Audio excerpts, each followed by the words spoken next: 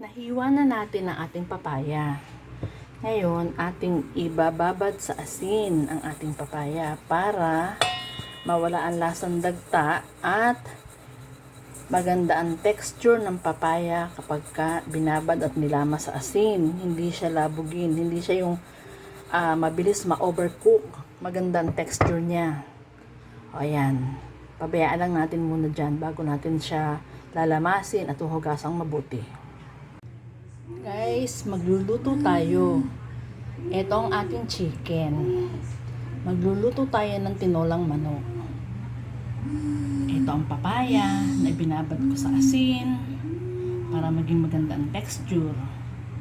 Dahon ng sili, siling berde na pangsigang, maraming luya, sibuyas at paminta. Ito guys, mag-uumpisa na tayo magluto. Ito, maglagay tayo ng mantika. Ilagay natin ang ating paminta. Ilagay natin ang sibuyas. Ilagay natin ang ating luya. O yan guys, gisadong-gisado na. Ilalagay na natin ang ating chicken.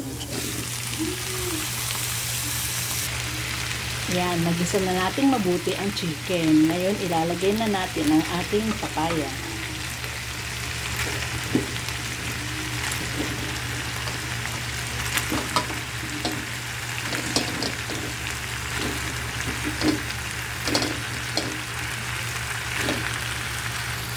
Lagyan natin ang patis.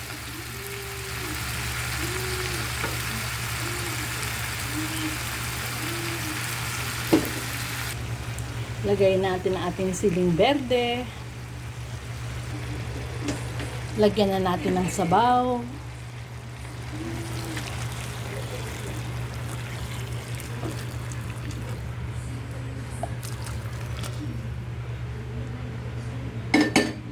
Mainit na guys ang nilagay kong sabaw para madali na siyang kumulo. Guys, eto na ang ating tinola. Ayan. Oh. Natimplahan ko na rin yan. At ang sarap-sarap. Lagay natin ang dahon ng sili. Ayan. Yan na yung ating huling ingredients. Atin lang hahaluin.